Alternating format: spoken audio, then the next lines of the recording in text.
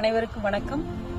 நாங்கள் முத்துப்பட்டி அன்னை நலவாழ்வு இல்லத்திலிருந்து வரோம். முத்துப்பட்டி எங்கே இருக்குன்னா சிவகங்கை கத்தீட்ரல்ல இருந்து சிவகங்கை சர்ச் அங்கேருந்து ஒரு 2.5 கிலோமீட்டர் மதுரை ரூட்லேயே இருக்கிறோம். கீழக்குளம் விளக்குன்னு சொல்லி பஸ்ஸில் வரவங்க இறங்கிக்கலாம்.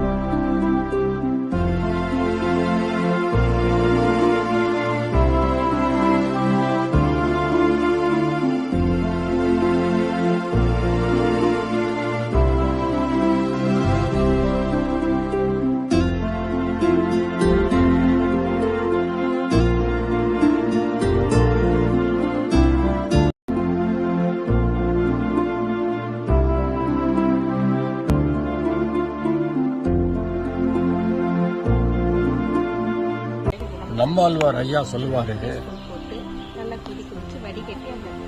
விடாத காய்ச்சலையும் விட்ட விடும் கிருஷ்ண கரந்தை அப்படின்னு சொல்லுவார். அதே மாதிரி சொல்லுவாரு, இன்புறா இருக்க இருமி இருமி சாகானேன் அப்படிலாம் சொல்லுவார்.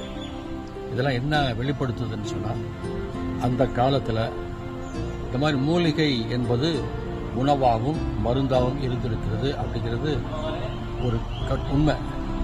ஆனா இன்றைக்கு அது என்ன ஆயிடுதுன்னா அழிஞ்சு போய் அலோபதியை நோக்கி எல்லாரும் பயணிச்சுட்டு இருக்கிறாங்க. இப்போ சுகருக்கு டேப்லெட் சாப்பிட ஆரம்பிச்சவங்க நிறுத்தவே முடியாது. இதே மாதிரி தான் எல்லாமே. ஆனால் இந்த மூலிகையை பயன்படுத்த ஆரம்பிச்சாங்கன்னு சொன்னால் வியாதி தான் ஆரம்பிக்கணும் தேவையில்லை. ஆரம்பிச்சுட்டாங்கன்னா இதுவே உடலுக்குள் ஒரு எதிர்ப்பு சக்தியை உருவாக்குறதுக்கான ஒரு தத்துவத்தையும் ஒரு வல்லமையும் சக்தியும் கொண்டிருக்கிறது என்பதில் மறுக்க முடியாது. இப்போ நான் கையில் பார்த்தீங்கன்னா புளியட் பொடி இருக்குது, பல் பொடி இருக்குது, அதே மாதிரி சத்து மாவு இருக்குது.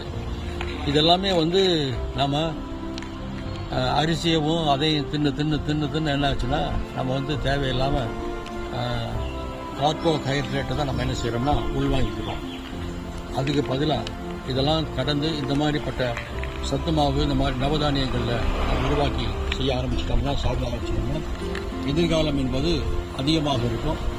ஒரு 50 வயசு 60 வயசுல இடுப்பு வலிக்குது, கால் வலிக்குது, கை வலிக்குதுன்னு சொல்றதுக்கு